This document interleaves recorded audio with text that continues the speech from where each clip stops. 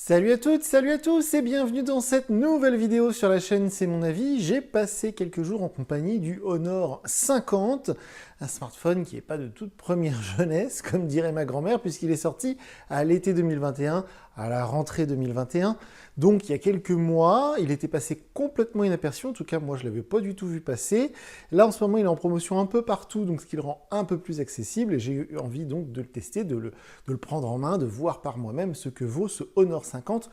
Si vous n'avez pas encore vu la vidéo de déballage, bien sûr, je vous conseille d'aller la voir en amont de cette vidéo, puisque je précise peut-être des choses dans la vidéo de déballage que je ne vais pas redire. Et justement, je précisais que le dernier Honor que j'avais testé, c'était le Honor 20, et c'était en 2018, donc ça commence à faire un petit moment.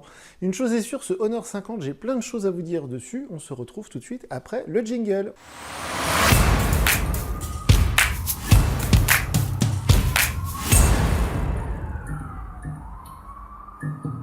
Alors comme d'habitude, on va commencer par les points positifs, les choses que j'ai appréciées avec ce Honor 50, et puis en fin de vidéo, je vous dirai les choses qui m'ont un petit peu chagriné, qui m'ont un petit peu embêté. Alors si vous n'avez pas le temps, tout de suite je vous le dis, c'est un très bon smartphone. Il est proposé beaucoup trop cher en temps normal, j'y reviendrai en fin de vidéo, mais à ce tarif-là, à 399 €, c'est le prix auquel on le trouve en ce moment. C'est vraiment un très bon téléphone et ça me fait plaisir de retrouver cette marque Honor que j'appréciais, que j'apprécie toujours. Si vous me suivez depuis les débuts, eh bien vous vous rappelez que Honor était la seule marque à nous prêter des smartphones régulièrement, dont le fameux Honor 20 dont je vous parlais il y a quelques instants. Il y avait eu le 20 Pro, il y avait eu le 9X. Donc ils nous ont prêté plein de téléphones et celui-ci, bon, ils nous l'ont pas prêté parce qu'ils ont changé d'agence de communication, mais c'est pas très intéressant. Ce Honor 50, c'est vraiment un très bon téléphone. Donc, on va commencer, comme souvent, je vous parle du design. Alors, c'est vrai que c'est le truc que je mets en premier sur ma liste. Je suis pas très exigeant au niveau du design, même si parfois je trouve ça raté. Là, pour le coup, celui-ci, je le trouve très joli. J'aime beaucoup ce design assez audacieux avec les deux espèces de ronds. Là, ça change un petit peu. On voit toujours un peu les gros carrés maintenant, hein, c'est la nouvelle mode. Donc là, ils ont fait des espèces de ronds. C'est plutôt chouette, ça change. Moi, j'adore le dos glossy, même si ça prend beaucoup les traces de doigts. Le Honor marqué à l'horizontale comme ça, je trouve ça très réussi. C'est vraiment un très bel objet, hein. Il faut l'avoir en main avec l'écran incurvé, je vous en parlerai dans quelques instants. Mais c'est un superbe smartphone, ça respire le haut de gamme, c'est un très bel objet et donc du coup pour moi le design il est 100% validé, c'est magnifique et c'est un vrai bonheur de l'avoir en main. Je vais y revenir aussi dans un instant au niveau du poids, du format, etc. Donc pour moi le design est complètement validé. Quelque chose par laquelle je veux commencer parce que c'est super important et c'est ce qui m'a le plus bluffé sur ce téléphone, j'en parle rarement comme ça tout de suite, mais c'est l'autonomie. L'autonomie, elle est excellente, mais vraiment excellente, ça m'a surpris. J'ai eu, alors comme d'habitude, je me coupe un instant, sous la vidéo, je vous mets le lien vers ma galerie Google Photos, vous pourrez voir que ce téléphone, je l'ai emmené avec moi en week-end. Je suis parti à la plage et je l'ai emmené avec moi donc sur plusieurs jours. On a beaucoup roulé et vous savez que c'est mon test préféré pour l'autonomie des smartphones parce que quand on fait de la navigation en voiture, l'écran il est réglé souvent à la luminosité maximum, en plein soleil, en plein jour. Et puis l'écran est allumé tout le long et puis il y a la navigation GPS qui prend beaucoup d'énergie, on reçoit des notifications, etc. Donc du coup, c'est vrai que c'est un très bon test. Et bien sûr, je l'ai emmené avec moi partout. L'autonomie, elle est vraiment bonne. J'ai été bluffé de voir à quel point les pourcentages baissent lentement, même en navigation. J'ai installé des jeux en 3D, j'ai fait vraiment le maximum que je pouvais faire et l'autonomie, elle est énorme. On peut largement tenir une journée sur une charge, voire plus, voire même beaucoup plus. Et en plus, il y a la charge super rapide 66 watts qui marche du feu de Dieu avec le chargeur fourni dans la boîte et le câble fourni dans la boîte. On est à peu près à 50-60% en 20 minutes. C'est super pratique parce que quand on oublie de le charger, on le recharge une demi-heure et on prend facilement 100%. Ça marche vraiment du tonnerre. Et pour le coup, ça c'est un gros point fort. Donc l'autonomie plus ce chargeur rapide 66 watts. Donc ça c'est voilà, c'est l'autonomie, c'est le duo gagnant. Voilà.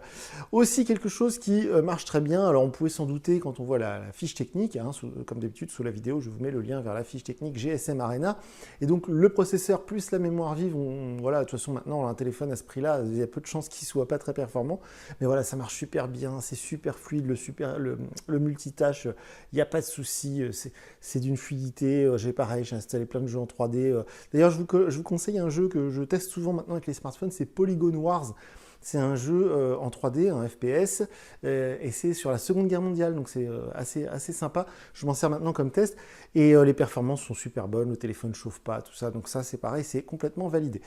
Et alors je vous parlais il y a un instant de l'écran, qui est vraiment une pure merveille, cet écran à l'ancienne, j'ai envie de dire, parce que les écrans incurvés comme ça, on en voit de moins en moins, mais moi j'adorais ça, c'était sur les Galaxy S6 Edge, sur les Galaxy S7 Edge également, je crois que chez OnePlus, ils avaient fait ça sur le OnePlus 8 de mémoire, cet écran incurvé, alors évidemment c'est du AMOLED, hein, on ne peut pas faire ça avec un écran LCD, le téléphone en plus est super fin, et donc à chaque fois qu'on le prend en main, toute la journée, moi ça continue de me...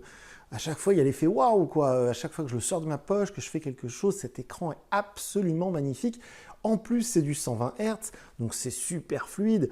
Il est très lumineux, les couleurs sont magnifiques. L'écran, c'est un pur bonheur. Et en plus, petite précision, mais ça, vous vous en doutez si vous commencez un peu à connaître, évidemment, avec l'écran Always On, enfin avec l'écran AMOLED, on peut faire le Always On Display. Vous savez, c'est cette fonctionnalité, je ne sais pas si vous allez voir, qui permet d'avoir toujours les informations affichées à l'écran, l'heure évidemment, la date, le pourcentage de la batterie et aussi les notifications si vous recevez des messages, etc. Ça s'affichera ici. C'est super pratique. Moi, j'adore cette technologie. On enchaîne avec le poids et donc je vous en parlais il y a quelques instants. Le design est réussi, mais surtout, moi, ce qui me plaît, c'est le format. Alors, c'est un très grand écran, c'est un très grand smartphone. Hein, en ce moment, j'ai un iPhone 13 mini, alors je peux vous dire qu'à côté, il a l'air vraiment ridicule, mais il est super léger, il se tient bien en main, on ne l'échappe pas, l'ergonomie est très très bonne. C'est vraiment un bonheur de l'utiliser. Aujourd'hui, maintenant, on a beaucoup de haut de gamme dans ces tarifs-là, vers 400-500 €, qui sont souvent massifs, qui sont souvent gros et lourds, parce que les gens, ils veulent de l'autonomie, ils veulent de la performance. Donc souvent, maintenant, les constructeurs, ils n'hésitent pas à aller vers les 200 grammes, à mettre des très grosses batteries de 6000 mAh, et on a souvent des grosses briques, des gros téléphones bien carrés, bien lourds. C'est pas du tout le cas de celui-ci. Il est super, super fin, super léger. Franchement, quand on l'a en main, c'est assez bluffant. On dirait presque un faux smartphone. C'est vraiment super agréable de l'utiliser. Et ça fait plaisir parce que c'est très rare maintenant et surtout dans cette gamme de prix. Aussi quelque chose dont je vous parle souvent et qui m'a beaucoup plu, et voilà, ça c'est vraiment un petit détail, mais le lecteur d'empreintes, il est sous l'écran, ça marche super bien. Alors, j'ai pas mis de protection, j'ai pas mis de verre trempé, donc si vous mettez une protection, peut-être que ça marchera moins bien. Mais moi, j'adore cette technologie, je trouve ça super classe et ça marche super bien. Il y a aussi la reconnaissance faciale si vous voulez ne pas appliquer votre dos à chaque fois. Et il y a évidemment la possibilité de le déverrouiller avec un code, mais voilà, je trouve que ça marche super bien, c'est super classe. Et alors, quelque chose de très important, je ne vous ai pas encore parlé, ce sont les photos. Alors, on parlait tout à l'heure du design avec ces espèces de deux gros ronds. Il y a un rond, là, ici, un cercle, on va dire plutôt, qui contient le capteur principal de 108 mégapixels. Alors, comme je vous le disais il y a quelques minutes, sous la vidéo, je vous mets le lien vers ma galerie Google Photos et je vous encourage à aller vous faire votre propre opinion sur la qualité des photos. Mais très honnêtement, les photos sont franchement très belles. Elles sont réussies, nettes, bien éclairées. J'ai pris pas mal de photos dans la nuit et ça rendait super bien, surtout sur cet écran AMOLED. Donc pour moi, la partie photo, elle est réellement validée, elle est très bonne. Les photos sont très belles. J'ai même pris des vidéos en 4K, alors comme d'habitude on est limité à 30 images secondes malheureusement, mais ça c'est pas le fait du téléphone, hein, c'est le fait du processeur. Et il y a aussi l'ultra grand angle qui fait de très jolies photos, elles ne sont pas pixelisées, elles ne sont pas floues, et il y a aussi la possibilité de zoomer. Donc tout ça fait que la partie photo est vraiment très bonne sur ce Honor 50. Et dans mes petites plus, là, dans ma petite liste, j'ai aussi marqué dans les plus quelque chose qui compte hein, quand on choisit un smartphone, comme quand on choisit une voiture ou autre chose. C'est l'affect qu'on a pour une marque, et cette marque Honor, ça a été parmi les pionniers, on va dire, du smartphone chinois pas cher, hein, avec des tarifs très agressifs. Moi, je me rappelle, donc, mon tout premier Honor, c'était un 5C, alors c'était en 2016 ou en 2017. À l'époque, il fallait vraiment le commander, c'est-à-dire qu'on ne pouvait pas en trouver en rayon. Quand on allait voir les vendeurs chez Darty Boulanger, ils ne connaissaient même pas cette marque. Et pour celles et ceux qui ne le savent toujours pas, Honor, c'est un cousin de Huawei. Et vu ce qui est arrivé à Huawei il y a quelques années avec le conflit avec les États-Unis, Huawei, ils n'ont plus le droit de mettre le Google Play Store. Et donc, du coup, Honor, eux, ils ont réussi à échapper à cette sanction et ils réussissent à nous ressortir de bons téléphones. Ils étaient complètement passés au second plan, on ne les voyait plus du tout sur les smartphones pendant 1 ou 2 ans. Et puis là, je ne sais pas comment ils ont fait, ils ont ressorti toute une gamme. Alors, il y a le Honor 50 Lite, il y a le Honor 50 Pro, et donc ce Honor 50. Et donc, évidemment, il y a les services de Google, ça marche très bien, il y a le Play Store, il y a toutes les applis qu'on connaît. Et ça fait plaisir de retrouver cette marque, et ça change un peu, parce que ces dernières années, là, ces deux dernières années, on va dire, eh bien, c'était Xiaomi ou Oppo, quoi, ou alors Vivo, mais il n'y avait plus beaucoup de choix sur le marché des téléphones avec des tarifs agressifs, et donc Honor, bah, ça fait du bien, ça fait plaisir de les revoir venir comme ça, se batailler avec les concurrents chinois. Alors ensuite, on passe dans les points négatifs, ou en tout cas, on va passer, alors là, j'ai mis plus-moins, parce que on va passer aux choses qui m'ont un peu moins plu, entre guillemets, mais bon, comme je le disais en début de vidéo, c'est un très bon téléphone, donc voilà, faut remettre tout ça dans le contexte.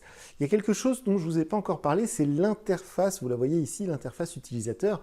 Alors chez Huawei, ça s'appelle EMUI, chez Honor, ils nous ont appelé ça Magic UI, mais enfin, personne n'est dupe, hein. Franchement, c'est EMUI, on va pas se mentir, c'est un peu comme chez Oppo et Realme, il y a ColorOS d'un côté et Realme UI de l'autre, mais c'est exactement la même chose. Ben là, c'est pareil, donc c'est EMUI. Mais honnêtement, le problème, c'est que là, quand j'ai utilisé ce téléphone, moi, ça m'a fait vraiment un coup de nostalgie parce que ça ressemble, mais vraiment au millimètre près à ce que j'avais utilisé justement sur le Honor 20 il y a 2 ou 3 ans ou sur le Honor 9X. Donc, bah, c'est vraiment à l'ancienne. Alors, ça marche bien, c'est fluide, c'est personnalisable, enfin, pas trop quand même, hein, faut pas exagérer.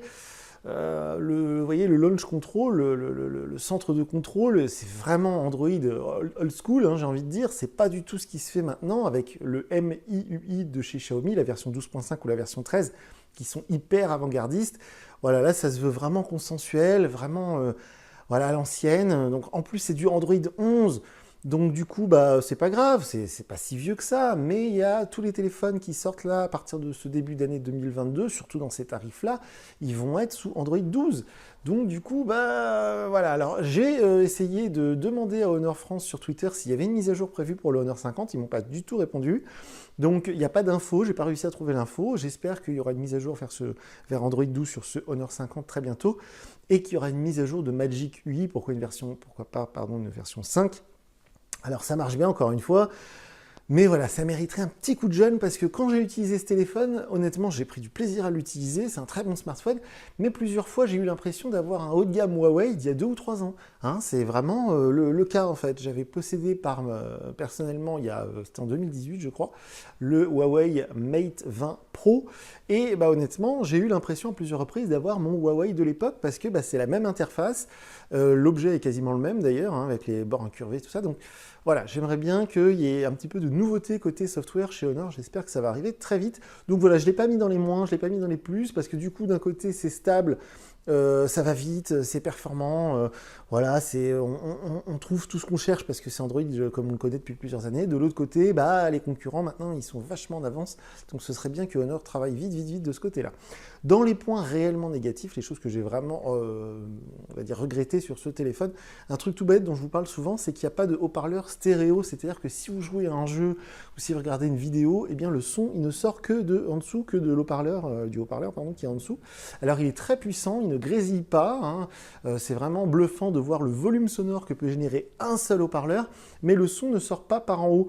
Et encore une fois, dans ces tarifs-là, parce que je le rappelle, mais on va en parler après, il est quand même normalement à 550 € ce téléphone, eh bien, chez les concurrents, vous aurez partout du haut-parleur stéréo, que ce soit chez Poco, chez Xiaomi, chez Realme, tout le monde, arrivé à 4 ou 500 €, pardon, on a des haut-parleurs des deux côtés. Là, c'est pas le cas. C'est un petit détail, mais ça compte. Et aussi quelque chose, un petit détail, c'est qu'encore une fois, compte tenu du tarif, il n'y a pas de certification IP avec ce Honor 50, c'est-à-dire qu'officiellement, il n'est pas résistant à l'eau.